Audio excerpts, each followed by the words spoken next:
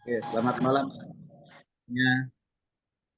Ya, sebelum saya topik materi pembahasan kita hari ini, Kristologi berdasarkan Injil Yohanes, perlu saya sampaikan apa yang mendorong saya untuk mengadakan PPA atau pendalaman Alkitab, khususnya bicara tentang pengajaran atau doktrin, ya, doktrin Kristologi utamanya.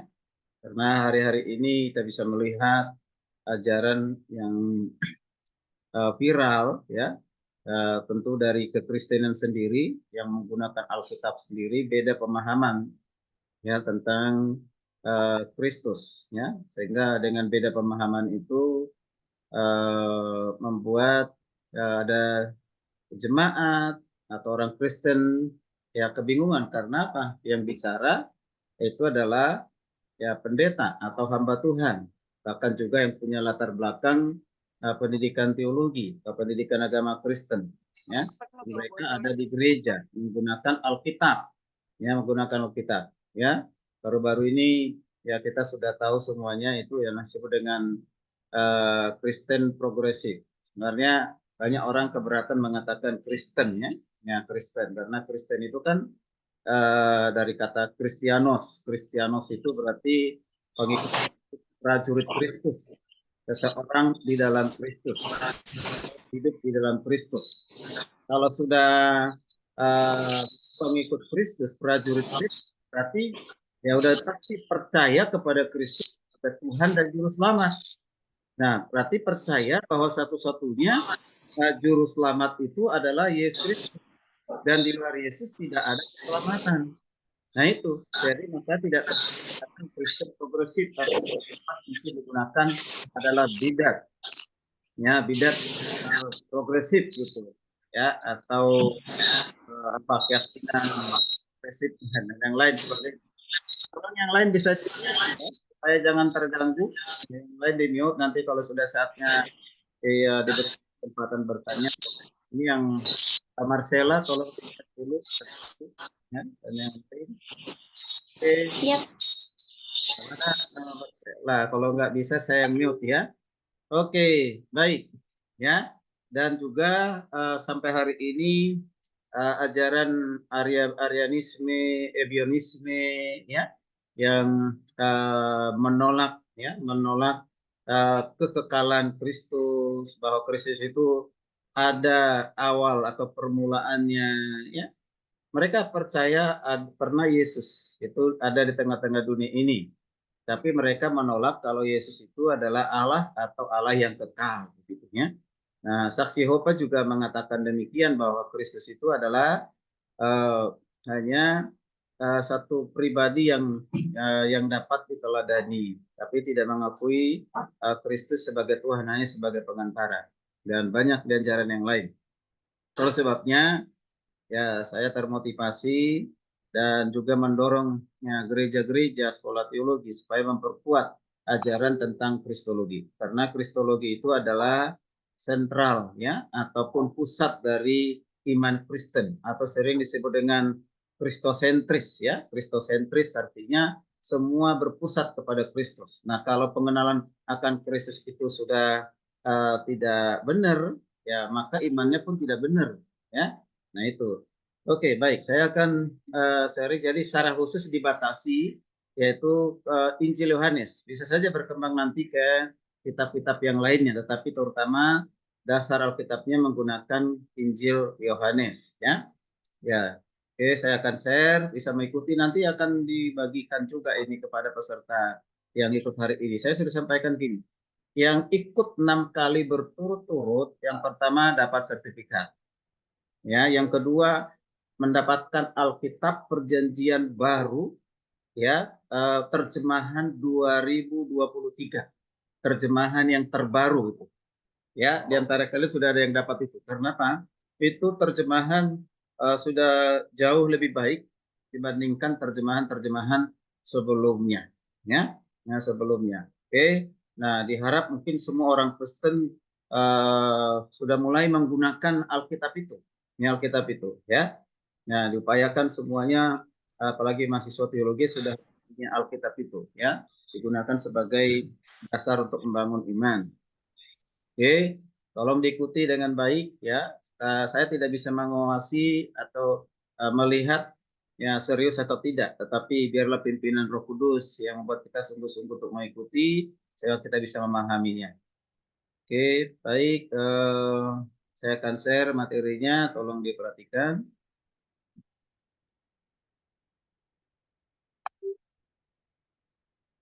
Tolong bantu saya kalau sudah kelihatan. Apakah sudah kelihatan? Sudah? Belum, Pak. Belum, Pak. Sudah nampak belum? Belum, Pak. Halo? Belum. Belum, Pak Ketua, belum. Belum, Pak. Belum. Udah. Sudah, Pak. Udah, Pak. Oke, jadi topiknya tetap adalah topik Yesus Kristus adalah Tuhan. Yesus Kristus adalah Tuhan. Itu sudah harga mati, istilahnya begitu. Tidak boleh diubah, ya. Oke, tidak boleh lagi Yesus Kristus adalah hanya sebagai nabi. Yesus Kristus adalah tokoh yang patut diteladani. Nah, Yesus Kristus adalah pengantara. Nah, tidak boleh lagi bicara seperti itu. Yesus Kristus adalah Tuhan. Ya, sesuai dengan dasar Alkitab yang kita gunakan adalah kitab Injil Yohanes. Ya, Injil Yohanes itu adalah Injil yang sangat menarik. Ya, bukan berarti Injil-Injil yang lain tidak menarik. Mengapa menarik? Karena ya, Yohanes itu lebih menekankan kepada keilahian Kristus, terutama menekankan tentang Yesus adalah anak Allah dan didasarkan kepada semuanya itu adalah kasih. Kayaknya Rasul Yohanes itu terkenal dengan Rasul kasih, ya Rasul kasih karena berbicara tentang kasih. Kasih yang dihubungkan dengan sifat yang dimiliki Allah, kasih yang dihubungkan dengan hubungannya dengan manusia berdosa, kasih yang dihubungkan dengan keselamatan, kasih yang dihubungkan dengan manusia berdosa, kasih yang dihubungkan dengan kekekalan, ya. Nah, semuanya berdasarkan kasih atau bahasa Indonesia dengan kasih karunia. Oke. Baik. Nah, topik kita malam hari ini satu topik yang masih sering ya diperdebatkan atau didiskusikan, yaitu tentang aku dan Bapa adalah satu di Yohanes 10 ayat 30. Ya, aku dan Bapa adalah satu.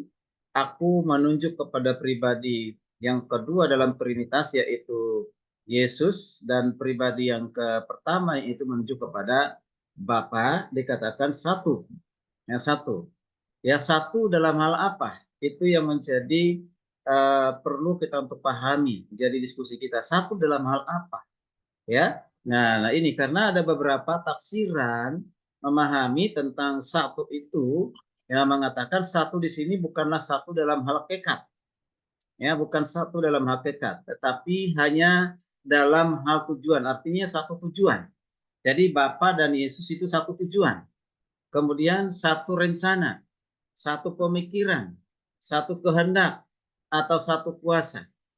Jadi tidak menunjuk kepada satu hakikat, ya, ada hakikat. Jadi penolakan kata satu itu menuju kepada hakikat. Apakah benar demikian? Ya, apakah benar demikian? Ini yang harus kita pahami ya dengan baik ya. Karena ada juga mengatakan selain satu kuasa, satu dalam pemikiran, satu dalam rencana, ada juga mengatakan satu dalam tugas dan tanggung jawab. Yaitu satu tugas dalam pengembalaan ya. Atau jadi tugas pengembalaan itu diberikan dipercayakan kepada Yesus oleh Bapa ya. Nah, itu. Jadi satu dalam pengembalaan. Jadi bukan satu dalam hakikat. Baru ini ada yang memviralkan demikian ya, seorang magister teologi juga dalam satu gereja mengatakan menolak bahwa itu kata satu itu menunjukkan kepada satu hakikat ya, satu hakikat. Oke. Nah, kita tentu sudah sering mendengar namanya John Calvin. Ya, John Calvin itu adalah salah satu penganut Allah Tritunggal ya. Nah, Calvini atau sering disebut dengan Calvinisme ya. Nah, berkata demikian dalam buku yang ditulis ya dalam bahasa Inggris ya, yaitu orang-orang kuno menggunakan bagian ini secara salah untuk membuktikan bahwa Kristus adalah disebut sebagai ya homousios ya, homousios. homousios, dari zat, hakikat yang sama dengan Bapa. Jadi kalau dipahami berarti Yesus dengan Bapa itu satu zat, zat yang sama. Nah, zat yang sama, maka nanti akan berdampak kepada penolakan antara Yesus dengan Bapa itu dua pribadi yang berbeda, tetapi itu adalah pribadi yang sama. Nah, pribadi yang sama. Nah, karena Kristus tidak berargumentasi mengenai kesatuan zat. Mereka bilang bahwa Kristus tidak berargumentasi kesatuan zat, tetapi tentang persetujuan, pemufakatan yang dimiliki oleh Bapa, sehingga apapun yang dilakukan oleh Kristus itu diteguhkan oleh kuasa Bapaknya, ya, oleh kuasa Bapaknya. Oke. Nah, ini kalau kita tidak pahami dengan baik, nanti pemahamannya begini. Jadi Yesus punya kuasa, ya, punya kuasa yang dimiliki oleh Yesus itu adalah suatu transfer atau pemberian dari Bapa. Ya, pemberian dari Bapa. Jadi sebenarnya Yesus itu waktu dia lahir jadi manusia dalam keadaan kosong, ya, tidak punya kemuliaan, tidak punya kekuasaan. Jadi ketika dia memiliki itu adalah pemberian, nah, pemberian dari Bapa. Jadi segala kuasa yang diberikannya. Artinya Yesus itu harus tunduk taat kepada kehendak Bapa, ya. Oke. Nah, demikian juga yang dipakai oleh orang-orang yang disebut dengan saksi Yehova yang ada di sekitar kita. Ya, dalam bukunya berjudul Haruskah Anda Percaya kepada Tritunggal? Nah, kalau salah di bukunya di halaman 24, ya. Berkata seperti apa? Dikatakan mengenai Yohanes 10:30. Nah, yang John Calvin tadi seorang penganut Tritunggal mengatakan orang-orang zaman dulu menyalahgunakan ayat ini untuk membuktikan bahwa Kristus adalah, ya, dari zat yang sama dengan Sang Bapa. Karena di situ Kristus tidak berbicara mengenai persatuan dalam zat, tetapi mengenai kesepakatan antara Dia dengan Sang Bapa. Jadi satu kesepakatan seperti yang sebut di atas. Nah, kita perhatikan di sini. Jadi ini sebenarnya Calvin mau mengkritik, ya, ajaran dari saksi Yehova, ya, saksi Yehova. Jadi, nah, kalau Calvin sendiri ya jelas mengatakan, bahkan dengan antara banyak penafsir yang lain, kebanyakan penafsir yang lain bukan hanya Calvin beranggapan bahwa satu di Yohanes 10:30 itu satu dalam hal apa? Yaitu satu dalam hal hakikat, ya, satu dalam hal hakikat, atau setidaknya mencakup kesatuan hakikat, bukan kesatuan zat, ya, bukan hanya kesatuan dalam hal apa namanya, tadi dibilang kuasa, nah bukan, ya, tapi terutama adalah kesatuan hakikat. Ya, hakikat apa? Ya, nanti yang kita lihat. Tentu hakikat di dalam keilahian. Kalau satu hakikat di dalam keilahian, nanti maka kita akan memahami kalau kesatuan hakikat berarti tidak ada perbedaan hakikat keilahian Bapa dan Anak atau Yesus Kristus. Tidak ada suatu perbedaan atau disebut sebagai apa namanya itu, disebut sebagai kesetaraan atau tidak ada hierarki. Tidak ada hierarki, Bapa lebih berkuasa atau lebih tinggi, lebih terhormat dibandingkan dengan Yesus. Yesus jelas lebih rendah. Mengapa demikian? Karena pemahaman yang mengatakan, ya, Bapa mengutus Anak, Bapa mengutus Yesus Kristus ke dunia ini. Nah, kalau menggunakan pengertian kata mengutus, berarti, ya, siapa yang mengutus dan siapa yang diutus? Ya, siapa yang diutus? Nah, kalau siapa yang mengutus itu pasti lebih berkuasa dibandingkan dengan yang diutus. Nah, kalau ini pengertiannya, maka Bapa lebih berkuasa daripada Yesus yang diutus ke tengah dunia ini. Apakah seperti itu pengertiannya? Tentu tidak. Tidak boleh digunakan barometernya adalah manusia. Ya, seperti presiden, ya, Joko Widodo mengutus duta besar perwakilan di negara lain, ya, di Malaysia, Singapura. Nah, siapa yang lebih berkuasa?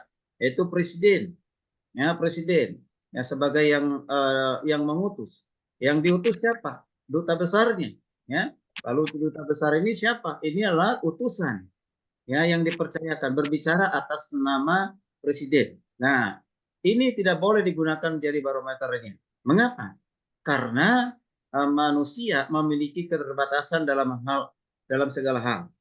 Presiden hari ini ada di Indonesia, belum di hari yang sama, di waktu yang sama, dia tidak bisa berada di tempat lain, di negara lain. Demikian juga yang diutus, ya, tidak bisa di hari yang sama atau di waktu yang sama di tempat yang berbeda bersamaan, tidak bisa. Ya, itu manusia. Ya, itulah manusia. Oke. Nah, jadi tidak boleh menggunakan itu. Nah, jadi kita bisa melihat di sini kalau menuju kepada Bapa dan Yesus sebagai pribadi yang kedua di dalam hal kehakikatan keilahiannya, ya, hak keilahiannya bisa hadir kapan saja, di mana saja, di waktu yang bersamaan, waktu yang berbeda, ruang dan waktu yang berbeda, waktu yang bersamaan, bisa hadir di mana-mana. Karena salah satu sifat dari Allah itu adalah Maha hadir. Apakah Yesus Maha hadir? Nanti kita pelajari hal itu. Tapi kita lihat dulu kepada perkataan atau pengertian tentang satu, ya, satu. Nah, jadi juga dalam bagian-bagian lain dengan jelas diajarkan bahwa kesatuannya bukan hanya dalam operasi luar saja. Operasi dalam luar saja itu maksudnya kegiatan-kegiatan karya-karya yang dilakukan oleh Yesus. Misalnya dalam hal penciptaan, dalam hal keselamatan, ya. Nah, bukan, ya, bukan. Tetapi juga secara dasari atau di dasar dan kehakikatan itu ada melekat pada Bapa, pada Yesus, ya, kehakikatan itu. Jadi mau menjelaskan di sini bahwa kehakikatan itu bukan karena tugas yang dilakukan di luar, bukan. Tetapi di dalam sendiri kehakikatan itu sudah menyatu di dalam pribadi Yesus sebagai ilahi, ya, atau sebagai Allah yang sejati, ya. Oke.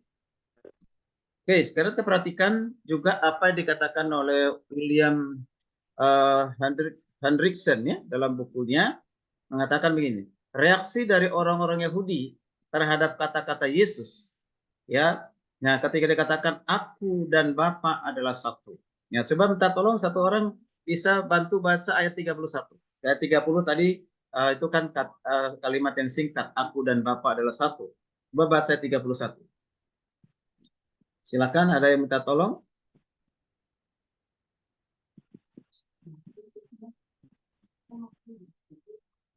Siapa yang bisa minta tolong baca? Mungkin saya tunjuk aja satu ya, supaya jangan menunggu-nunggu, ya. Siapa yang bisa? Frankie. Atau siapa? Yohanes Ketemu, yuk. Nanti untuk selanjutnya Frankie aja baca terus, ya.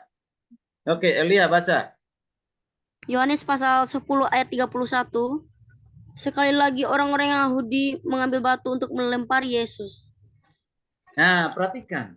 Ketika Yesus berkata, aku dan Bapa adalah satu, mereka sangat merespon secara negatif, ya. Ya, di situ dikatakan mereka mau merejam Yesus dengan batu. Nah, pertanyaannya, mengapa sampai mereka begitu marah dan mau merejam Yesus dengan batu? Ada apa? Sehingga mereka mau berlaku kasar seperti itu kepada Yesus. Kalau mereka mengenal dengan baik dan benar siapa Yesus, tidak mungkin mereka lakukan itu. Ya. Nah, jadi di sini kita bisa melihat, memahami, nah, karena mereka sudah menganggap Yesus itu sudah menista agama Yahudi, ya, yaitu mengatakan bahwa dirinya itu adalah Tuhan. Secara tidak langsung sebenarnya saya mengatakan aku dan Bapa adalah satu itu, aku itu adalah Allah, sama seperti yang dipercayai oleh nenek moyangmu itu, yaitu Allah Abraham, Allah Isa, itulah aku. Nah, itulah aku. Jadi kita perhatikan nih. Nah, jadi di sini kalau Yesus sekedar bermaksud mengatakan kesatuan kehendak, kesatuan pikiran, atau kesatuan tujuan sesuai dengan tafsiran dari saksi Yehova atau Arianisme dan yang lainnya, ya. Jadi tidak mungkin orang-orang Yahudi menjadi begitu marah sehingga mau merejam Yesus dengan batu. Perhatikan, ya. Nah, sekali lagi, kalau Yesus mengatakan aku dan Bapa adalah satu, satu di dalam rencana, satu dalam tujuan, satu dalam pengembalaan, orang-orang Farisi atau ahli Taurat pada saat itu tidak perlu mereka marah, ya. Nah, tapi karena mereka memiliki pemahaman satu, aku dan Bapa adalah satu, menunjukkan kepada bahwa Yesus adalah Allah, membuat mereka marah, dianggap itu penistaan agama, ya. Oke. Jadi sekali lagi, jadi waktu Yesus bertanya mengapa mereka mau merajamnya di ayat 32. Coba baca ayat 32. Oke. Ayat 32 lanjut. Mungkin Frankie saja. Ada Frankie enggak? 32, kata Yesus kepada mereka, Beginilah firman banyak Tuhan. pekerjaan baik yang berasal dari Bapakku yang kuperlihatkan kepadamu. Pekerjaan manakah di antaranya yang menyebabkan kamu mau melempari aku? Ya, kan itu reaksinya itu luar biasa, ya. Nah, jadi di sini waktu Yesus bertanya mengapa mereka mau merajamnya, dia 32, mereka menjawab apa? Mereka menjawab mereka mau merajam Yesus karena Yesus sekalipun hanya seorang manusia, ya manusia seperti manusia biasanya. Di ayat 33 menyamakan dirinya dengan Allah. Coba baca 33. Nah, 33. Beginilah firman Tuhan, jawab orang-orang Yahudi itu, bukankah karena suatu pekerjaan baik manakah kami mau melempari engkau, melainkan karena engkau menghujat Allah dan karena engkau sekalipun hanya seorang manusia saja menyamakan dirimu dengan Allah. Ya, jadi aku dan Bapa, Yesus itu mengatakan dirinya adalah Allah. Nah, saya hakikat dengan Allah sangat jelas sekali ya. Kita bisa perhatikan di situ. Nah, menyamakan dirinya dengan Allah itu punya pemahaman ya dari orang-orang ahli Taurat yang mendengarkan pada saat itu. Nah, kita perhatikan di sini. Nah, dalam Injil Yohanes, Yesus itu pernah 3 kali mau dirajam dengan batu oleh orang-orang Farisi ahli Taurat. Ya, itu ada 3 kali. Misalnya mengapa? Karena pada saat itu Yesus lalu melakukan suatu pengakuan bahwa dirinya adalah Allah. Ya, pengakuan dirinya Allah. Nah, nanti itu bisa dilihat di Yohanes 5. Coba baca dulu Yohanes 5 ayat 17-18. Ini peristiwa ini. Yuk. Yohanes 5 ayat 17-18.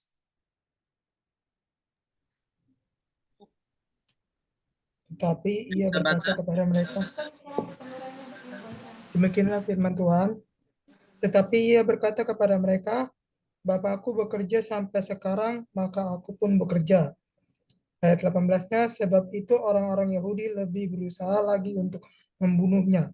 Bukan saja karena ia meniadakan hari Sabat, tetapi juga karena ia mengatakan bahwa Allah adalah Bapanya sendiri dan dengan demikian menyamakan dirinya dengan Allah.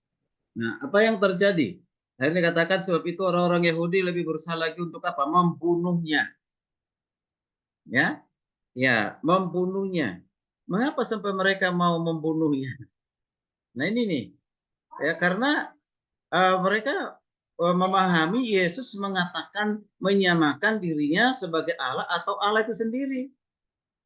Nah, kan mereka adalah penganut ya Allah monoteisme ya.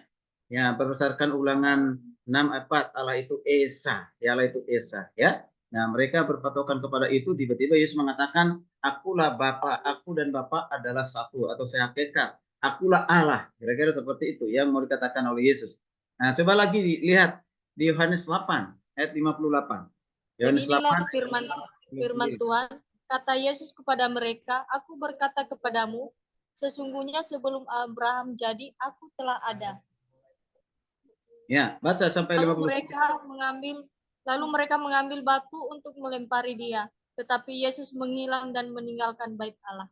Ya, lagi-lagi kita lihat di situ. Kalau itu pengertian seperti orang saksi Yehova dan pengertian orang lain hanya sekedar satu menunjukkan itu satu tujuan, satu pikiran, satu rencana, dan yang lain sebagainya. Mereka nggak perlu marah, mereka nggak perlu melempar Yesus. Tapi Yesus mengatakan pengakuannya sebagai Allah, dia sehakikat dengan Allah, sehakikat dengan Bapa. Ya, jadi Baca lagi Yohanes 10 ayat 30 sampai 33. Yohanes 10. Oke. Yohanes Beginilah 10. firman Tuhan, aku dan Bapa adalah satu. Yang sudah tadi dibaca ya. Nggak usah lagi, itu tadi sudah dibaca itu. Nah, itu. Sekali lagi orang-orang Yahudi mengambil batu untuk melempari Ya. Yesus. Kata Yesus kepada mereka, banyaknya pekerjaan baik yang berasal dari Bapakku yang kuperlihatkan kepadamu.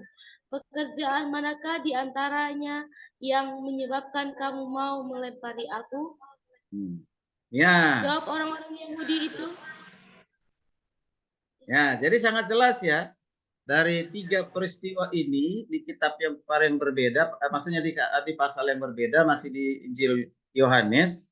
Nah, membuat orang-orang Yahudi sangat marah pada Yesus dan mau merajam, mau melampar dia dengan batu ataupun membunuh Yesus. Mengapa demikian? Karena Yesus mengatakan dirinya adalah Allah, sehakikat dengan Allah.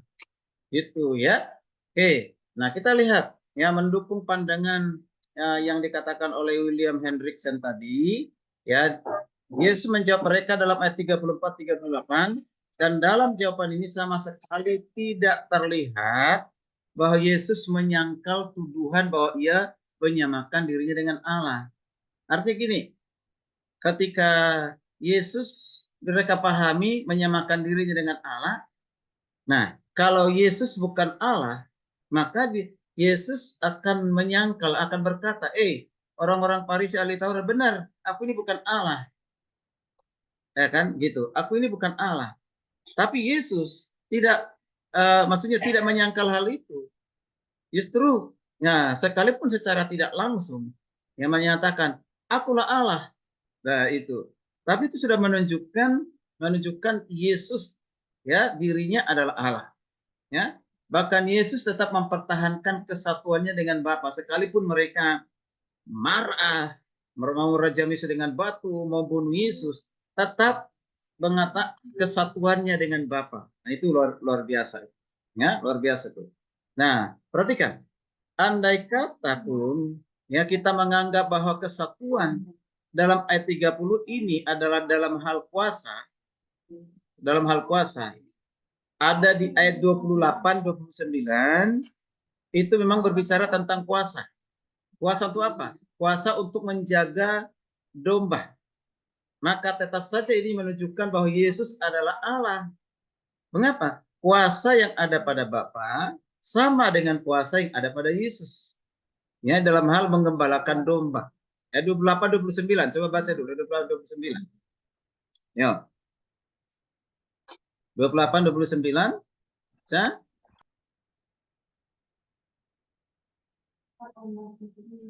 Nak memberikan hidup yang kekal kepada mereka, dan mereka pasti tidak akan binasa sampai selama-lamanya. Dan seorang pun tidak akan merebut mereka dari tanganku. Bapakku yang memberikan mereka kepadaku lebih besar daripada siapapun, dan seorang pun tidak dapat merebut mereka dari tangan Bapa. Aku dan Bapa adalah satu. Ya, perhatikan. Ini ayat, salah satu ayat yang digunakan kalau belajar soteriologi ya, atau doktrin keselamatan, yang mendukung bahwa keselamatan yang dikaruniakan oleh Tuhan itu tidak pernah ya hilang, ya, atau tidak pernah keselamatan tiba-tiba di tengah jalan hilang gitu ya. Nah itu ya. Nah jadi ada pemahaman doktrin pengajaran orang tertentu dalam hal ini doktrin keselamatan itu bisa hilang, ya. Tapi kalau ayat ini kita bisa bilang kalau Tuhan yang sudah memilih ya, jadi dombanya, jadi anak-anaknya, dan Tuhan tidak pernah salah memilih, ya, dan tidak pernah gagal memilih, dan tidak pernah pilihannya itu tiba-tiba di tengah jalan pilihan itu ditunda atau pilihan itu dibatalkan gitu. Tidak ada, ya, seperti itu, tidak ada, ya. Oke, kalau Tuhan sudah memilih, maka pilihan itu tetap. Ya, kalau kita pahami 28-29 tadi. Artinya di sini penting kita lihat Yesus ataupun Bapa sama-sama berkuasa untuk menjaga dombanya, menggembalakan dombanya.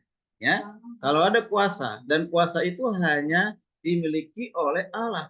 Nah, Yesus memiliki itu, maka Yesus itu adalah Allah. Ya, perhatikan. Karena kalau ia bisa satu dengan Bapa dalam hal kuasa, nah itu menunjukkan bahwa Yesus itu maha kuasa. Ya, dia maha kuasa sama seperti Bapa maha kuasa. Nah, jadi jelas menunjukkan bahwa ia adalah Allah, bahwa Yesus adalah Allah. Kembali kita perhatikan ayat 30 di pasal yang ke-10 tadi ini. Penting sekali ya, perhatikan supaya dari satu ayat saja pemahamannya ini cukup waktu ya, kita harus mendalaminya ya. Oke, jadi melihat dengan pemahaman yang komprehensif gitu ya. Nah, jadi ayat 30 itu merupakan ayat yang penting untuk menghadapi ajaran sesat ya dalam doktrin Allah Tritunggal, yaitu ajaran dari Arianisme dan juga ajaran dari Sablianisme. Nanti yang belum belajar Kristologi akan belajar nanti pandangan-pandangan umum tentang Kristus, yaitu pandangan-pandangan yang dianggap itu ajaran yang sesat, ajaran yang keliru, perlu itu ya. Di antaranya ada Arianisme, ada Sablianisme, ya. Nah, perhatikan di ayat 30 ini bahasa Yunani yang digunakan. Bahasa Yunani digunakan itu adalah ego, kai, ego, aku, kai, ho pater. Ada kata enhancement. Ya, kalau dalam bahasa Inggrisnya I am the Father, one we are. Diterjemahkan aku dan Bapa satu. Atau bisa dikatakan kami adalah satu. Kami. Nah, kalau kata jamak ya kita perhatikan bahwa sekalipun ada kata n yaitu one atau satu, tapi kata yang digunakan juga adalah kata berbentuk jamak, ya, digunakan bentuk jamak yaitu kata esmen, we are atau kami adalah. Tidak ada kami kalau itu satu tunggal. Jadi Bapa adalah Yesus, Yesus adalah Bapa. Jadi hanya satu pribadi, bukan dua pribadi, begitu. Nah, tentu ini kekeliruan, ya itulah satu keluar. Jadi ini dua pribadi yang berbeda. Nanti kita lihat. Satu di dalam hal keilahian, hakikat dalam hal keilahian, tetapi dua pribadi yang berbeda. Nah, dua pribadi yang berbeda. Oke. Nah, perhatikan. Jadi dikatakan dengan baik dan benar bahwa N ini membebaskan kita dari bahaya ajaran Arianisme. Ya, ajaran Arianisme yang mengatakan yaitu menyangkal tentang kesatuan hakikat. Ya, dan sampai saat ini ada di gereja yang menolak itu kesatuan dalam hal hakikat. Ya, gereja besar lagi kan. Ya, nah itu bahkan pengikut-pengikutnya itu di TikTok itu ada, di YouTube ada mengatakan. Ya, bahkan bodoh-bodohin orang yang mengatakan itu si hakikat gitu. Ya, itu bukan menunjukkan kepada satu hakikat, itu menunjukkan kepada satu tujuan, yaitu satu tujuan, satu visi di dalam pengembalaan. Ya, dan Yesus bergantung kepada Bapa untuk melakukannya. Wow, luar biasa. Nah, jadi itu adalah pengajar-pengajar yang mengatakan atau menyangkal kehakikatan, kesatuan hakikat. Nah, maka penting memperhatikan kata Maria, tolong jangan dibuka dulu ya, di-mute dulu, ya. Oke, nah perhatikan. Nah, ada kata esmen.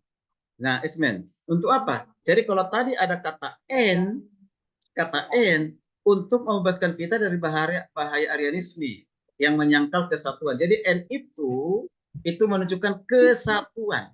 Itu tadi we are, ya, one. Ya, kita perhatikan. Nah, N, ya. Oke, kemudian juga Sablianisme. Sablianisme itu kan menyangkal perbedaan pribadi-pribadi. Itu tadi. Jadi tidak ada di situ dua pribadi. Hanya satu pribadi saja. Aku dan Bapak itu adalah pribadi yang sama. Begitu. Ya, JT juga mengatakan demikian ya. Oke. Nah, apakah benar demikian? Nah, kalau menggunakan kata esmen berarti menunjukkan kejamakan. Sekali lagi, kalau menggunakan kata esmen menunjukkan kejamakan. Kalau menggunakan kata N berarti itu kesatuan di dalam hakikat. Oke. Nah, itu harus dipahami seperti itu ya. Oke. Jadi menyangkal kesatuan hakikat antara Yesus dengan Bapa, dan ini yang akhirnya melahirkan ajaran saksi Yehova, ya, yang menyangkal kesatuan hakikat, ya, itu. Kemudian karena itu kata Yunani yang digunakan itu kata en atau one atau satu dalam Yohanes 10 ayat 30, ini yang harus kita gunakan untuk menghadapi ajaran saksi Yehova. Ya, mereka tidak melihat kata en itu, ya, kata en one satu menunjukkan kepada kesatuan dalam hal hakikat ilahi. Nah, kata en ini sangat-sangat jelas menunjukkan kesatuan hakikat antara Yesus dengan Bapa. Jangan sampai bingung, satu hakikat di dalam keilahian. Sehingga dengan kesehakikatan itu nanti ya tidak ada lagi perbedaan kuasa antara Bapa dengan Anak. Ya setara, dan harus menolak juga hierarki. Kita harus tolak itu. Oke, coba kita perhatikan ajaran Sablianisme ini. Ajaran Sablianisme itu menyangkal adanya lebih dari satu pribadi dalam Allah Tritunggal. Nah, ini penolak Allah Tritunggal, Sablianisme ini. Jadi ya, itu menolak itu hanya satu pribadi saja. Yesus Bapa itu adalah Yesus, Yesus adalah Bapa, Roh Kudus itu adalah Bapa, Roh Kudus adalah Yesus. Jadi satu pribadi saja, tidak ada tiga pribadi yang berbeda. Bahkan JT juga mengatakan tidak ada tiga pribadi dalam kekekalan. Yang ada hanya satu pribadi. Nah, itu satu penolakan. Ya, nanti di 1 Yohanes kalian bisa baca, sudah dikatakan ya barang siapa yang menyangkal salah satu yaitu baik itu anak maupun Bapa disebut sebagai antikris. Bahkan dikatakan jangan berteman dengan mereka, jangan bersahabat dengan mereka. Mengapa? Karena mereka dianggap sebagai pelaku kejahatan. Nah, itu luar biasa itu. Keras sekali Yohanes mengatakan demikian. Kalau ada penyangkalan dari salah satu pribadi itu. Jadi bukan saya mengatakan, Alkitab yang mengatakan demikian. Ya. Jadi mengakui bahwa Allah Tritunggal hanya mempunyai 3 perwujudan katanya. Ya, yaitu Bapa sebagai pencipta contohnya ya. Yesus sebagai penyelamat, ya Roh Kudus sebagai penghibur. Jadi perwujudan yang berbeda. Ya. Nah, itu perwujudan berbeda. Apakah hanya sekedar 3 perwujudan? Jadi menolak ketiga pribadi? Tidak. Ya, jadi mereka mengatakan itu bukan 3 pribadi, hanya 3 perwujudan. Nah, ini harus kita tolak. Mengapa? Bagaimana kita bisa menolaknya? Yaitu dengan pahami kata esmen tadi.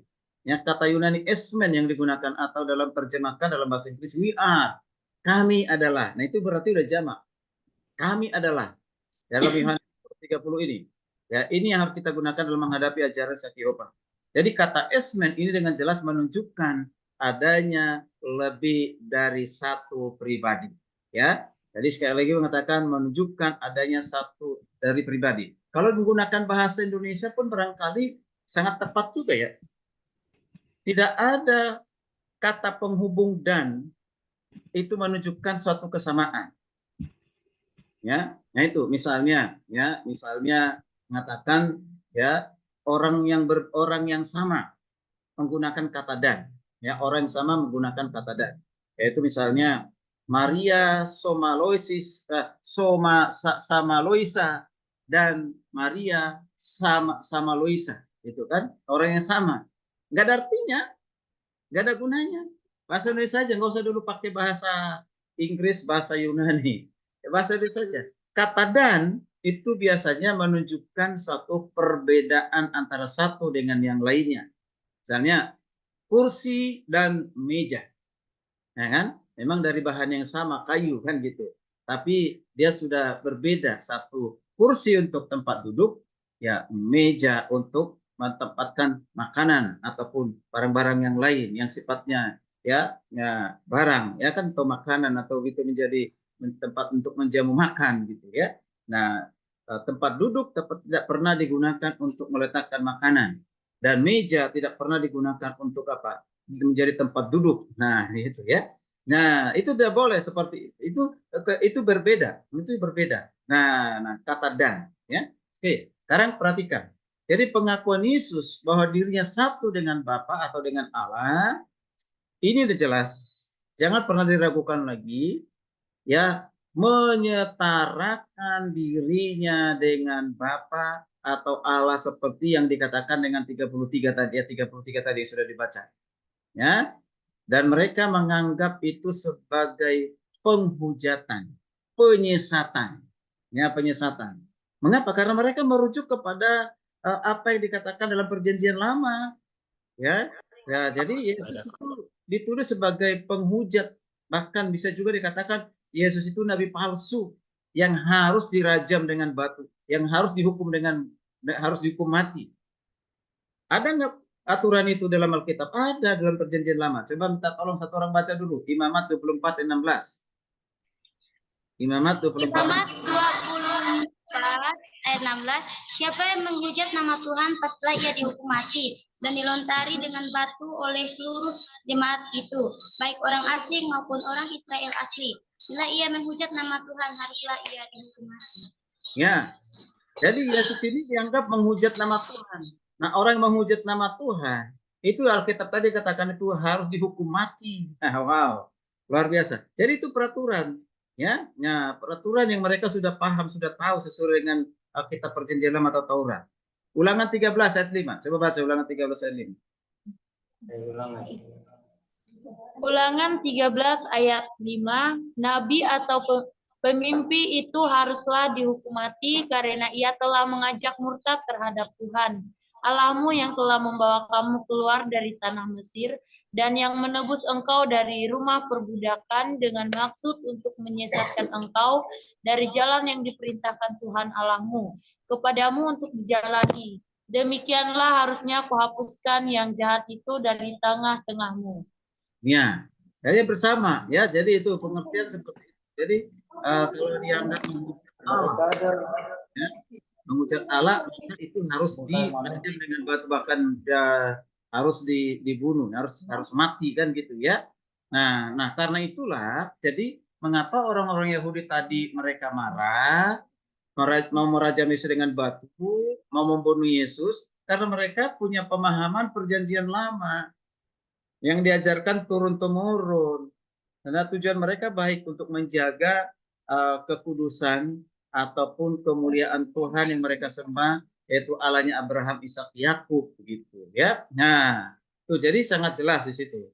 Jadi perhatikan sini. Sebenarnya dari cerita ini ataupun peristiwa ini di Yohanes 10 ayat 30 tadi itu berawal dengan apa?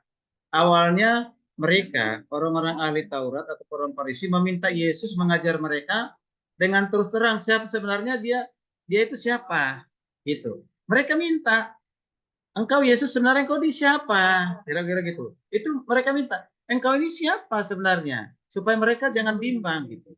Nah, tapi Yesus di sini ya dengan jelas mengajarkan siapa dirinya, mengajarkan dengan terang benderang siapa dirinya.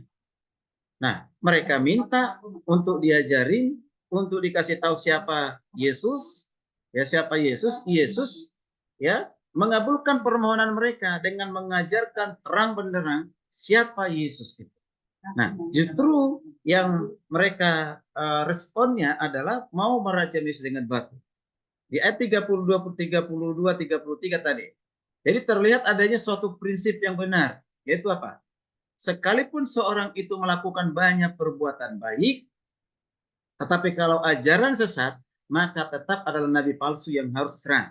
Nah, jadi Yesus itu melakukan perbuatan baik, tapi ketika dia menghujat Allah, ya itu harus tetap dirajam dengan batu, harus serang, harus mati, hukum mati, kan gitu ya.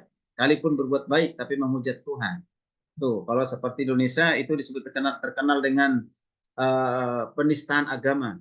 Makanya apologet Kristen sekarang ini banyak minggat dari Indonesia ke negara-negara lain, sehingga supaya mereka tetap bisa beritakan Injil secara online, ya kan, secara online ataupun melalui media sosial, baik itu TikTok maupun YouTube.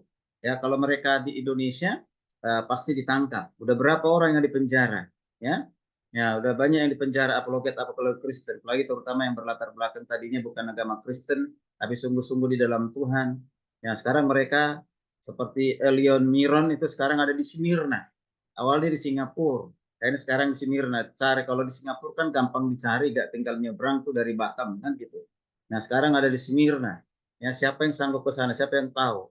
Ya sehingga dia bisa tetap bebas ya berapologet, bebas untuk apa namanya berdebat dengan siapapun. Baru-baru ini dengan si apa itu si Juma itu, Juma ya berdebat tentang Kristus ya. Si Juma ini diajarin tetap aja keras kepala. Ya sama saja kalau orang belum dijamah oleh Roh Kudus, ya seperti apapun kita menjelaskannya, dia tetap akan menolak, bahkan menjadi tertawaan apa yang diajarkan oleh Elion Miron itu. Tapi Elion Miron hebat luar biasa untuk menjelaskan. Masih muda dan harap nanti dari lulusan Istekataros ini ada apologet yang mengikuti seperti itu, ya sangat jelas, tegas, gitu ya. Tidak pernah kompromi. Itu hikmat Tuhan yang dahsyat yang luar biasa itu. Oke. Nah sekarang masuk kesimpulan. Ya, kesimpulan dari kata satu tadi, Yohanes 10:30. Nah, Yohanes 10:30 menekankan, udah jelas, itu menekankan yang pertama adanya perbedaan kepribadian. Berarti ada dua pribadi, yaitu pribadi yang kedua, yaitu anak, Yesus Kristus, dan Bapa, atau dipanggil Allah, atau disebut dengan Father, atau disebut dengan Bapa. Ya, Bapa. Yesus tidak pernah disebut sebagai Bapa. Ya, Yesus itu anak-anak Allah, anak manusia, Yesus Kristus, ya. Nah, jadi anak-anak yang tunggal, nah itu. Dan itu tidak sebutan seperti itu tidak pernah ya digunakan kepada Bapa. Ya, begitu. Sebutan Bapa pun tidak pernah digunakan kepada Yesus, ya. Mengapa? Karena itu menunjukkan dua pribadi yang berbeda, ya, pribadi yang berbeda. Itu kesimpulan yang pertama. Kesimpulan yang kedua, kata satu, itu kata hen, ya satu, atau tadi n, ya, menunjukkan bahwa Yesus Kristus sehakikat dengan Bapa dalam keilahian. Oke, jadi bukan hanya pribadi yang berbeda, tetapi sehakikat, Yesus sehakikat dengan Bapa dalam hal keilahian ataupun kealahannya. Itu. Kesimpulan yang ketiga, kesehakikatan itu dibuktikan baik Bapa maupun Yesus sama-sama berkuasa. Sama-sama berkuasa dalam hal apa? Sama-sama berkuasa memberi hidup yang kekal. Sama-sama memberikan hidup yang kekal bagi yang bagi domba-dombanya yang percaya kepadanya, yang sudah dipilih menjadi dombanya. Itu. Nah, kemudian dibuktikan dengan apa lagi? Dibuktikan juga bahwa Yesus dan Bapa berkuasa dalam hal apa? Menjaga dan memelihara orang percaya sampai kepada keselamatan kekal. Itu tadi saya katakan, ketika Yesus sudah memilih untuk diselamatkan, Yesus dipilih menjadi anak-anaknya, Yesus memilih mengangkat kita menjadi anak-anaknya, itu tidak pernah itu berhenti di tengah jalan atau gagal di tengah jalan, tiba-tiba nanti tinggalkan Yesus begitu, ya. Itu tidak. Jadi sekali selamat tetap selamat. Ya, tetap selamat. Nah, orang yang sudah dipilih yang mendapat keselamatan itu, tentu dia tidak boleh main-main lagi dalam kehidupannya, yaitu bermain dengan dosa kehidupan yang lama, ya. Dia harus meninggalkan kehidupan yang lama karena dia sudah mengalami lahir baru di dalam Kristus Yesus. Yang lama sudah berlalu, sesungguhnya yang baru sudah datang.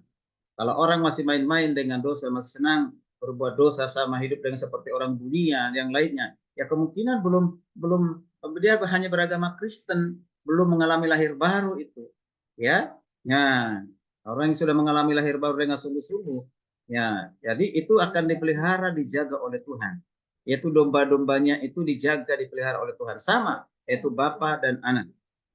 Oke, dengan demikian dalam kesimpulan terakhir, tolak ajaran atau pandangan yang mengatakan Yesus tidak sehakikat atau Yesus tidak setara dengan Bapa. Tolak ajaran itu. Siapapun yang berkata demikian, tolak. Ya, harus tegas untuk menolaknya.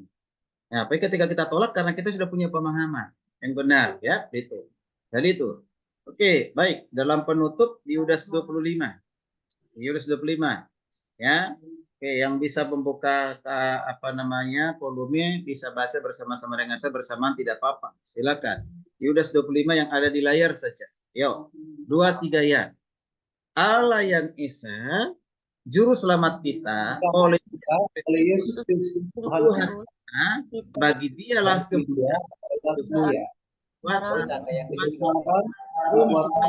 kuasa sebelum abad dan sekarang sampai biasa. Dimulai dengan Allah yang Esa, ya, yaitu itu benar. Kita menyembah Allah yang Esa, ya. Allah yang Esa yang sudah kita percaya adalah juru selamat kita, Yesus Kristus. Jadi Yesus itu benar-benar juru selamat sejati. Ya, dikatakan Tuhan kita. Siapa Tuhan itu? Yesus Kristus adalah Tuhan. Maka bagi Yesus dikatakan dia adalah kemuliaan, kebesaran, kekuatan dan kuasa sebelumnya segala abad dan sekarang sampai selama-lamanya. Wow, luar biasa. Ya, jadi dari kekekalan sampai kepada kekekalan. Yesus memiliki kuasa dan kemuliaan karena dia adalah Tuhan. Puji Tuhan. Nah, kiranya ini boleh menjadi berkat bagi kita. Ya, sekarang kita masuk dalam diskusi ataupun mungkin ada yang mau ditanyakan. Kalau ada yang kurang jelas ya bisa ditanyakan. Oke, baik. Ini ada 27 orang yang bergabung ya. Oke, saya sambil minum, saya menunggu barangkali ada yang mau didiskusikan ya. Silakan.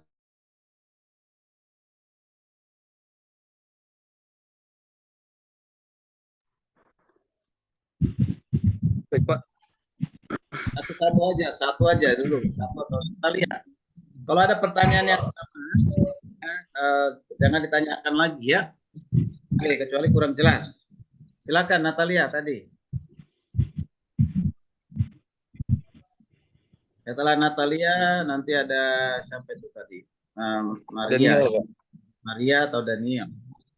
Oke, silakan. Natalia bertanya. Tadi angkat tangan tadi atau hanya mengasahkan dada Papa begitu? Kalau kemarin nggak bertanya Pak pas. Oke, Maria silakan. Natalia itu kan itu Daniel Pak, Daniel. Siapa yang bertanya? Daniel Pak, Daniel. Oke, Daniel silakan. Oke, baik Pak. Saya ingin bertanya, jadi kan dalam materi Bapak menjelaskan bahwa Yesus dan Bapa adalah satu dan dalam satu hakikat dan dalam satu entitas yang menunjukkan bahwa Yesus dan Bapa adalah setara. Jadi Yesus dan Bapa setara. Dan saya ingin bertanya, bagaimana cara kita menjelaskan jika ada yang bertanya dalam kitab Yohanes pasalnya yang ke-14 ayatnya yang ke-28 yang berbunyi, kamu telah mendengar bahwa aku telah berkata kepadamu, aku pergi tetapi aku datang kembali kepadamu. Sekiranya kamu mengasihi aku, kamu tentu akan bersuka cita karena aku pergi kepada Bapakku, sebab Bapa lebih besar daripada aku. Nah, di bagian akhir dikatakan bahwa sebab Bapa lebih besar daripada aku. Jadi jika ada seseorang mungkin dari kepercayaan lain atau dari siapapun yang bertanya kepada kita tentang hal ini, tentang ayat ini, bagaimana cara kita menjawabnya dan menunjukkan bahwa Yesus dan Bapa adalah satu. Karena di ayat ini jelas mengatakan bahwa Bapa lebih besar daripada Yesus itu sendiri. Terima kasih, Pak. Ya, ini kan pertanyaan klasik ya, klasik yang sering ditanyakan baik dari kalangan Kristen mahasiswa teologi dan juga dari agama lain ya. Dan ayat ini juga yang sering digunakan salah satu ayat yang menyerang kekristenan, yang menunjukkan, membuktikan bahwa Yesus itu bukan Allah. Mengapa? Karena Yesus mengaku demikian, bahwa Bapa lebih besar daripada aku. Dan nanti di antara yang ada ayat-ayat yang lain mengatakan itu, ya mengatakan bahwa kedatangan Kristus, Yesus tidak tahu. Hanya Bapa yang tahu, malaikat pun tidak tahu. Nah, ayat-ayat inilah yang sering digunakan. Makanya baca ayat itu secara utuh, konteks dekat, belajar di hermeneutiknya, ya hermeneutik. Jadi jangan bergantung kepada hanya satu ayat itu. Ya, baca ayat sebelumnya dan ayat sesudahnya. Nah, kalau dibaca dengan baik-baik berurutan, maka di situ akan temukan nanti Yesus menempatkan dirinya sebagai manusia, ya manusia dalam hal membatasi keilahiannya. Yang membatasi keilahiannya bukan berarti dia kehilangan keilahian atau kealahannya itu tidak ada. Jadi perhatikan di situ. Jadi ada saat-saat di mana Yesus harus mengatakan demikian bahwa dia adalah manusia, sehakikat dengan manusia. Itu ya. Nah, sehakikat manusia. Berarti benar-benar sehakikat dengan manusia. Katanya kita manusia ini kita tahu. Nah, kita tidak tahu. Ya kan? Misalnya gitu, kedatangan Kristus yang kedua kali, tetapi dia pasti datang. Atau ya dikatakan tadi itu lebih besar. Ingat, itu lebih besar bukan perbandingan dalam hal bicara tentang dalam hal kuasa. Ya, dia menempatkan diri sebagai anak Allah yang diutus oleh Bapa. Ya, menempatkan diri sebagai anak yang diutus oleh Bapa. Nah itu, maka dikatakan lebih besar, bukan menunjuk kepada kuasanya Bapa lebih besar, kuasanya Yesus lebih rendah dari Bapa. Bukan, tidak ada pengertian seperti itu, ya. Maka itu, jadi itu harus dipahami dengan baik, ya. Memang kalau kita menjelaskan dulu kepada orang Muslim, ya, kepada orang agama lain, dalam hal ini terutama Muslim, dia akan tetap menolak itu, dia akan tetap tidak masuk akal. Ya, kali saya sudah bilang tadi, seperti apapun kita menjelaskan kepada orang yang belum dijamah oleh Tuhan, dijamah oleh Roh Kudus, tetap sudah ada penolakan dan sudah ada blok di dalam pikirannya, dalam hatinya bahwa itu adalah sesat, itu tidak benar. Yesus itu bukan Allah, Yesus itu hanya manusia biasa. Sehingga kita mau jelaskan seperti apa? Ya seperti tadi yang saya bilang, Elimiron itu berdebat dengan si Juma. Ya, Juma itu dengan menggunakan bahasa asli lagi ya kan gitu, tapi dia nggak pahami kosakata yang benar bahasa Yunani dan Ibrani, tapi dia juga menggunakan itu. Dan ketika si Elion menjelasin, tetap aja dia nggak memperhatikan. Tetap aja dia nggak memperhatikan. Begitu bagusnya, sistematisnya, biblikalnya Elia ini menjelaskan, tetap aja dia nggak memperhatikan. Kenapa? Karena sudah menganggap dirinya benar. Gitu. Jadi kita nggak usah terlalu seperti yang dikatakan oleh Gilbert Lumondo, nggak usah terlalu menyita waktu untuk menyampaikan, menceritakan, berdebat dengan mereka dalam hal seperti itu. Jadi bagi orang kita, orang Kristen, apalagi anak mahasiswa teologi, ya, itu bukan perbedaan di dalam hal kuasa, ya, tapi menunjukkan dia adalah sebagai anak Allah yang diutus oleh Bapa di tengah-tengah dunia ini. Nah dia sebagai anak Allah atau sebagai anak manusia.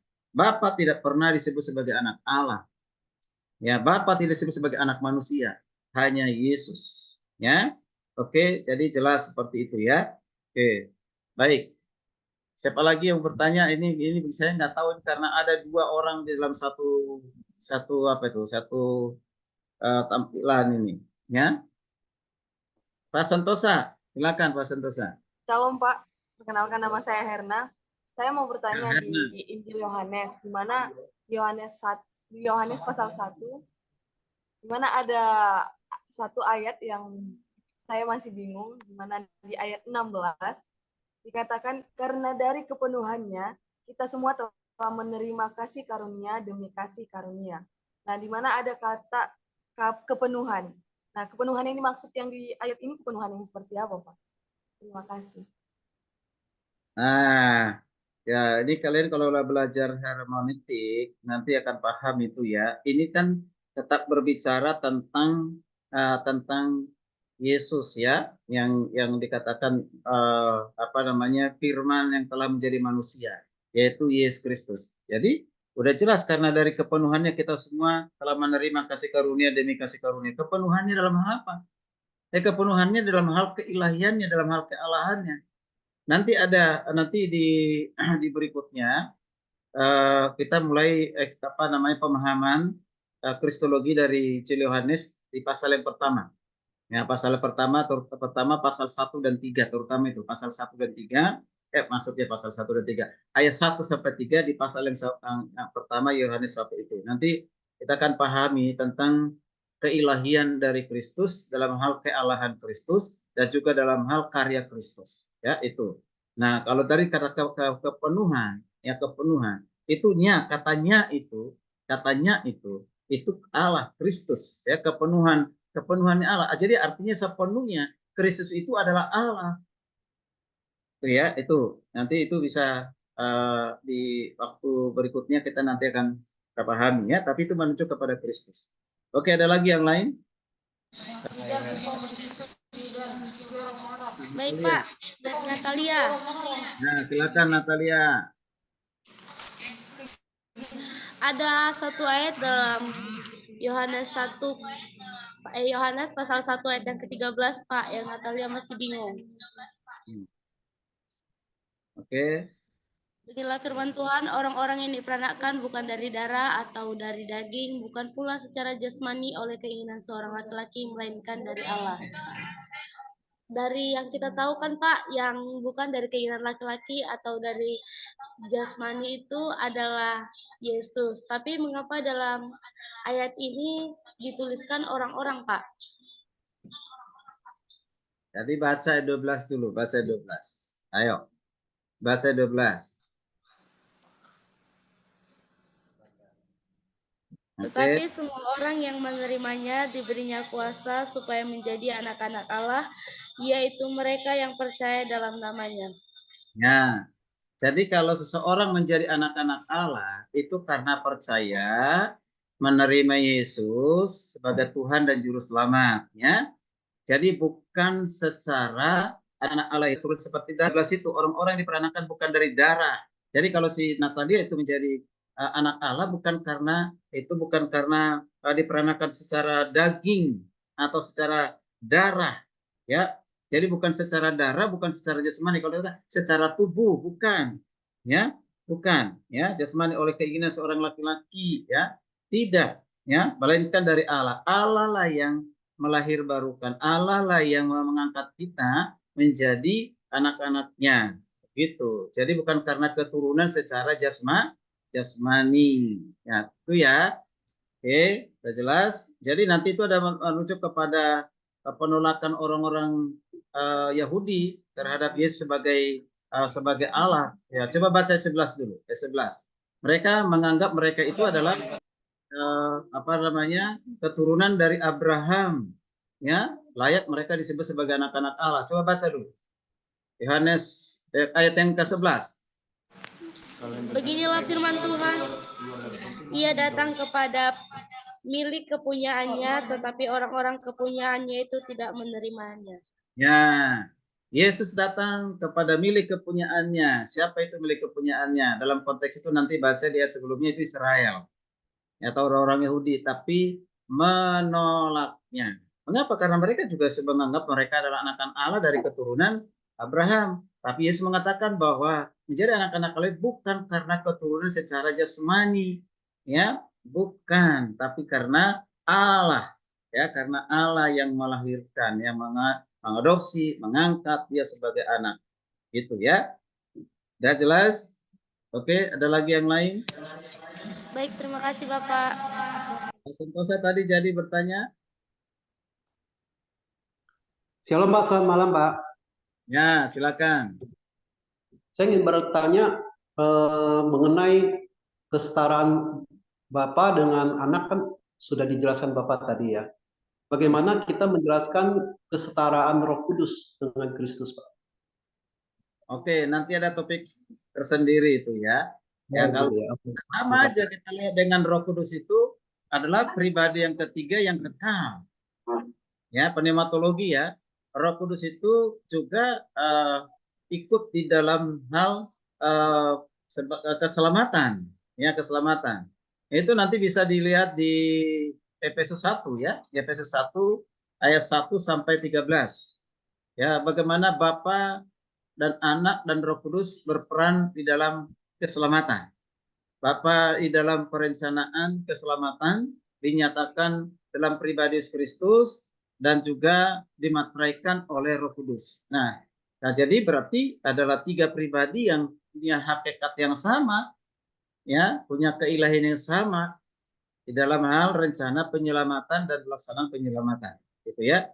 Ketika orang percaya kepada Kristus, hari ini seseorang percaya kepada Kristus itu pekerjaan Roh Kudus, dan hanya Roh Kudus ya yang bisa menyatakan itu, ya, berarti dia adalah Allah, gitu. Karena tidak ada pribadi yang lain, oknum kekuatan yang lain yang bisa membawa orang kepada Kristus, percaya kepada Kristus, selain pada Roh Allah, yaitu Roh Kudus. Kalau dalam Perjanjian Lama, Roh Kudus pun terlibat juga dalam penciptaan. Kejadian 1 ayat 2 itu. Ya, coba baca dulu Pak, mulai Kejadian 1 ayat 1 sampai 2. Pada mulanya Allah menciptakan langit dan bumi. Bumi belum terbentuk dan kosong, gelap gulita menutupi samudera raya, dan Roh Allah melayang-layang di atas permukaan air. Berfirmanlah Allah, jadilah terang, lalu terang itu jadi. Ya. Oke, ada di situ kata Roh Allah melayang-layang. Sudah diwaris tadi kan di Kejadian 1, ya, pada mulanya Allah, kata Elohim itu kan. Ya. Nah, kata Elohim itu mulai disingkapkan menunjukkan kepada tiga pribadi, yaitu dengan menggunakan Roh Allah melayang-layang. Yang digunakan di situ Roh Allah. Roh Allah, yaitu adalah yang disebut dengan Ruach Elohim. Ya, Ruach Elohim. Ya, Ruach itu roh, pneuma. Ya, kalau bisa terjemahkan angin. Ya, berarti bukan angin yang sering kita lihat itu, angin, napas. Artinya tidak dilihat, tetapi ada. Tidak bisa disangkal bahwa itu ada. Yaitu Ruach ikut mencipta. Ya, mencipta dari yang tidak ada menjadi ada. Itu kata-kata kalau dikatakan pada mulanya Allah mencipta, itu kan kata bara yang digunakan. Bara itu hanya tunggal, ya, tidak bisa digunakan secara jamak di dalam hal penciptaan. Itu tunggal, hanya bisa digunakan kepada sang pencipta. Siapa sang pencipta itu? Ya Allah. Nggak bisa digunakan itu kepada oknum yang lain di luar Allah, ya. Jadi itu Pak ya. Oke, jadi itu sudah contoh kesetaraan, kesehakikatan dengan Roh Kudus dalam hal penciptaan dan juga dalam penyelamatan tadi di Efesus 1 ayat 1 sampai 14. Oke, baik. Terima kasih, Pak. Sudah masih ada ya si Priska ya, silakan. Iya Pak. Ini Pak, Priska mau tanya yang masih nggak ngerti Priska di Yohanes 1 ayat 51 Pak. Oke, ayat 51 apa itu? Demikian firman Tuhan. Lalu kata Yesus kepadanya, Aku berkata kepadamu, sesungguhnya engkau akan melihat langit terbuka dan malaikat-malaikat Allah turun naik kepada anak manusia. Ini maksudnya Pak, di sini melihat langit terbuka terus malaikat Allah turun naik kepada anak manusia. Anak manusia itu Yesus kan Pak? Oke, berarti kalau kata Yesus kepadanya, aku berkata kepada sesungguhnya engkau akan melihat langit terbuka dan malaikat-malaikat Allah turun naik kepada anak manusia. Perhatikan di situ kan jelas itu menunjukkan huruf besar anak manusia. Anak manusia. Yesus mengatakan dari ayat ini mau membuktikan ya anak manusia yang telah turun ke bumi ini, yang sudah ada di bumi ini, itu dilihat oleh juga dikatakan akan langit terbuka dan malaikat-malaikat turun naik, ya turun naik kepada anak manusia. Ya anak manusia, kita perhatikan di sini. Jadi malaikat-malaikat itu juga melayani Yesus sebagai anak manusia, sebagai anak Allah, ya yang dipuji disebutkan. Nanti kita baca nanti ayat sebelumnya, ayat 50. Ini kan karena pertanyaannya dari kata Nathanael ini ya. Ya, itu jadi jangan lihat hanya satu ayat ya. Oke. Baca mulai dari ayat yang ke-40. Ini masalah Nathanael ini. Nathanael, mulai kita baca. Coba baca mungkin mulai dari 46 dulu baca. Ya. Ayat 46, demikian firman Tuhan, kata Nathanael kepadanya, mungkinkah sesuatu yang baik datang dari Nazaret? Itu mengenai siapa itu? Mengenai Yesus. Oke, terus. Datang dari Nazaret. Terus. Kata Filipus kepadanya, mari dan lihatlah. Yesus melihat Nathanael datang kepadanya, lalu berkata tentang dia, lihatlah, inilah seorang Israel sejati, tidak ada kepalsuan di dalamnya. Ya, siapa itu mengaku adalah Yesus? Coba perhatikan. Terus. Kata Nathanael kepadanya, bagaimana engkau mengenal aku? Jawab Yesus kepadanya, sebelum Filipus memanggil engkau, aku telah melihat engkau di bawah pohon ara. Oke, Nah, ini nanti juga kita akan pelajari ya, menunjukkan sebelum bertemu dengan Nathanael, Yesus sudah tahu Nathanael itu ada di mana. Ada di bawah pohon ara. Itu menunjukkan salah satu sifat yang dimiliki oleh Kristus, yaitu Maha Tahu. Itu nanti ya waktunya. Lihat baca 29. Kata Nathanael kepadanya, Rabi, engkau anak Allah, engkau raja orang Israel. Ya, jadi terus sekali lagi menuju kepada Yesus sebagai anak Allah, dikata bahkan dipanggil sebagai raja orang Israel. Oke. Yesus menjawab, katanya, karena aku berkata kepadamu, aku melihat engkau di bawah pohon ara, maka engkau percaya. Engkau akan melihat hal-hal yang lebih besar daripada itu. Nah, jadi ini menunjukkan kepada sifat keilahian Kristus juga. Misalnya gini, ya, saya belum bertemu dengan Priska, tapi saya sudah tahu bahwa Priska ada di bawah pohon dekat asrama. Ya. Nah, jadi saya belum pernah ketemu, belum pernah lihat itu, tapi saya bisa bilang semalam jam sekian kamu Priska kan ada di bawah pohon yang dekat asrama itu. Kok Bapak saya tahu? Nah, kalau mengatakan demikian bukan berarti tebak menebak gitu. Tapi karena Yesus sudah tahu Nathanael itu ada tahu di mana. Ya, sebelum berjumpa dengan Nathanael, tapi Nathanael sudah tahu. Itu pengetahuannya. Menunjukkan dia sebagai adalah Allah yang Maha Kuasa itu. Dan ayat 21 tadi, ya, itu adalah pembuktian dari keberadaan Yesus sebagai Allah. Ya, Yesus adalah Allah. Sebagai Allah ya. Yesus adalah Allah. Oke, sudah jelas?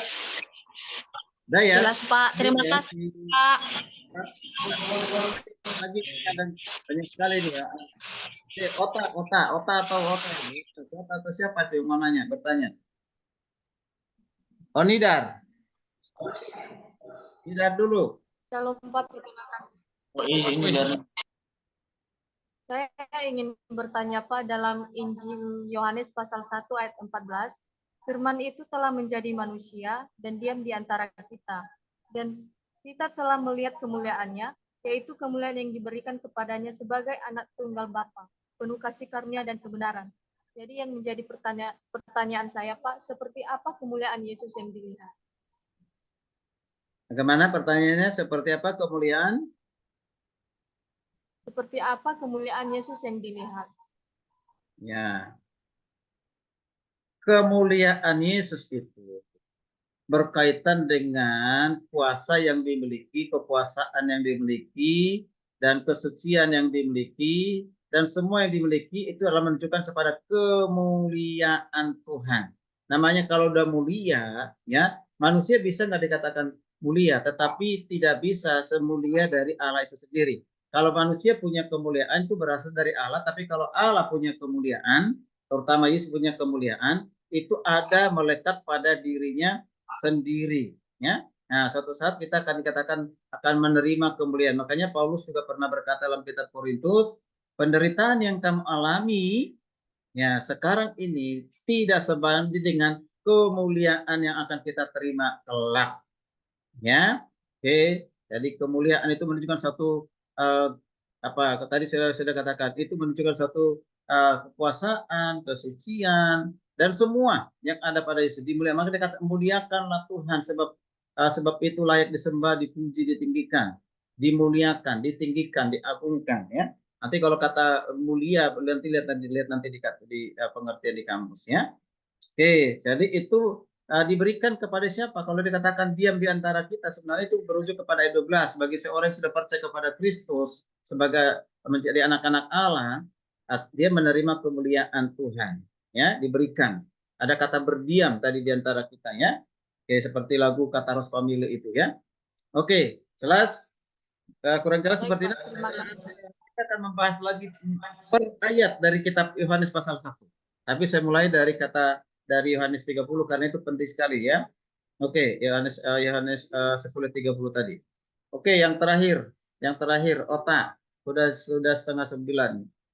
Sudah mau 8:30. Oke. Di jam saya ya 8:30 kurang sekali. Ya, shalom Pak. Selamat atau Ota? Bertanya siapa? Noel. Lawan ini begitu. Silakan Noel. Noel Pak. Ya. Ya Pak. Nah pertanyaan saya, manusia itu akan diselamatkan ketika ia mengaku bahwa Yesus itu sebagai Tuhan dan Juru Selamat. Nah, bagaimana konsep keselamatan orang-orang pada zaman Perjanjian Lama atau sebelum Tuhan Yesus itu berreinkarnasi jadi manusia? Itu saja Pak, terima kasih. Pertanyaan seperti ini nanti seolah-olah membedakan Allah yang ada dalam Perjanjian Baru dengan Allah yang Perjanjian Lama, ya. Itu kalau pertanyaan seperti itu. Allah yang ada dalam Perjanjian Lama dengan Allah yang ada dalam Perjanjian Baru yang menyatakan dalam pribadi Yesus Kristus itu sama.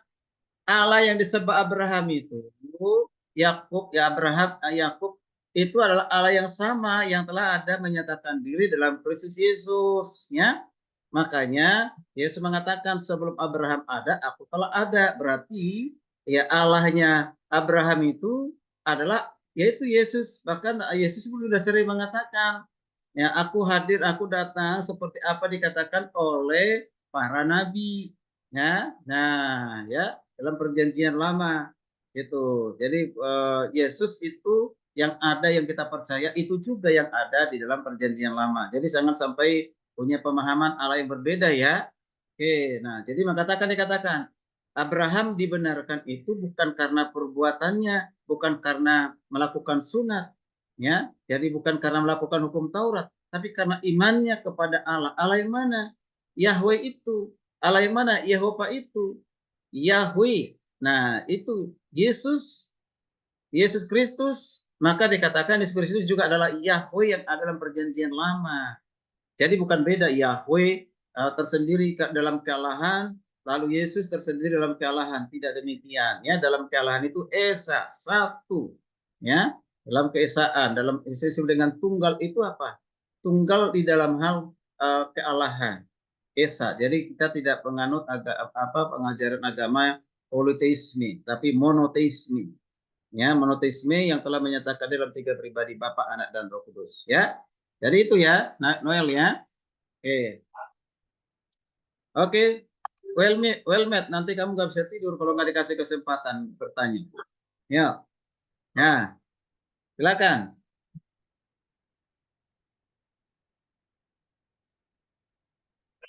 Ya, baik. Nah, tolong itu ya di foto ke laptop ya bisa ya. Oke, silakan maksudnya mau bertanya tentang ini berhubungan juga dengan Kristus, Pak. Yesus Kristus waktu mati kan ia mengatakan bahwa Yesus menyerahkan nyawanya kepada Bapa. Ke dalam tanganmu kuserahkan nyawaku. Nah, di sini ada beberapa pertanyaan yang ingin saya tanyakan. Pertama, nyawa sama roh sama nggak, Pak?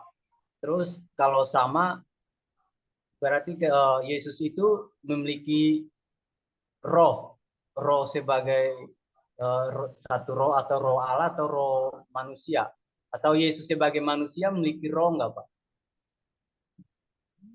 Ya, karena dia mengatakan nyawa ke dalam tanganmu kuserahkan nyawaku. Ya, kalau Yesus tidak punya roh, ya, nah itu mati itu, ya. Jadi kan sehakikat dengan manusia.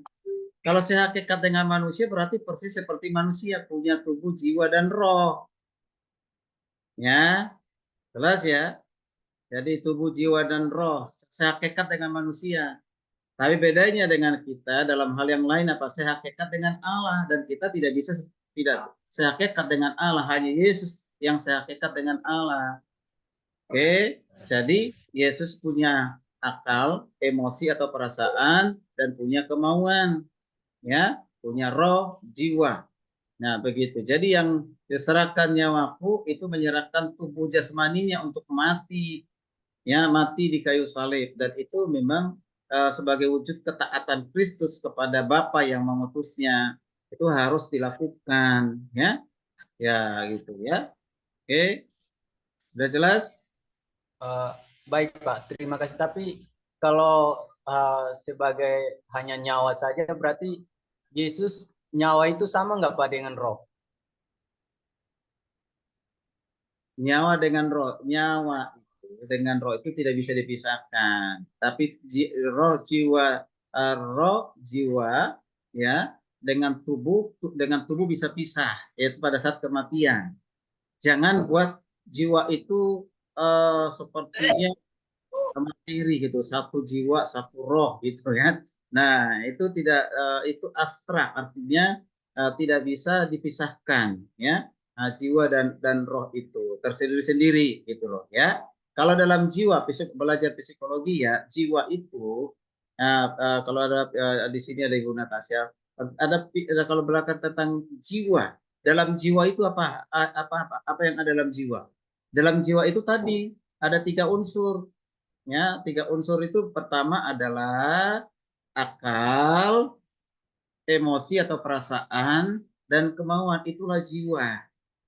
Ya, nah itu jiwa. Oke, udah jelas ya. Nah itu menyatu dengan roh, ya, menyatu dengan roh. Jadi jangan dipisahkan. Rohani bersifat rohani, ya rohani, roh kita. Maka dikatakan kalau kita mau menyembah Allah itu menyembah dalam roh dan kebenaran. Dengan roh kita, ya yang sudah diperbaharui dan sudah dibenarkan oleh Kristus, maka kita menyembah di dalam kebenaran akan pengenalan akan Kristus. Ya, begitu ya. Setiap kita punya jiwa. Semua di sini punya jiwa, ya. Itu ya. Kurang lebih seperti itu, Wellman, ya. Oke. Ya, Pak, tapi kalau seperti itu, Pak, berarti kalau nyawa dan roh tidak bisa dipisahkan, ketika Yesus mengatakan ke dalam tanganku serahkan nyawaku, berarti nyawa sama roh menyerahkan Allah totalitas hidupnya, sama maksudnya jiwa dan Allah itu menyerahkan totalitas hidupnya kepada kehendak Bapa. Ya, totalis hidupnya. Oke. Ngerti nggak? Udah paham? Iya, ya baik. Terima kasih. Ya. Jadi nggak ada. Hanya tubuh saya aja yang saya kasih ya Tuhan untuk mati. Hanya tubuh saya, jiwa roh saya jangan. Gitu. Jiwa dan roh itu tidak mati. Yang mati itu adalah ya jasmaninya, tubuhnya. Ya. Ya, jiwa dan roh itu tidak pernah mati. Oke, itu jelas. Ya, kalau roh nanti mungkin pada saat orang yang tidak percaya kepada Kristus ya akan itu kematian yang kekal, kematian untuk selama-lamanya, termasuk bukan hanya tubuhnya, jiwa dan rohnya kan gitu ya. Ya, oke. Jadi bedakan antara roh Allah yang ada pada Yesus. Ada pada Yesus. Ya, makanya dikatakan dalam kealahan dan kemanusiaan. Sudah jelas ya? Dalam kealahan dan kemanusiaan. Dalam hal kealahan 100 kealahan Allah Yesus itu adalah Allah yang sejati. Nah, berarti kemudian hal yang berikutnya Yesus Kristus adalah manusia sejati, ya manusia sejati. Kalau kealahan ya berhubungan dengan roh Allah. Kalau dengan manusia sejati ya berhubungan dengan tadi itu tubuh, jiwa dan roh, ya. Udah jelas? Udah? Ya, oke. Saya pikir cukup sampai di sini. Nanti kita akan lanjutkan lagi di hari Selasa yang datang. Masuk ke hari Sabtu, ya. Oke, baik. Kita foto bersama dulu. Silakan. Ya, dibuka kameranya. Buka kameranya bagi yang mau buka. Ya.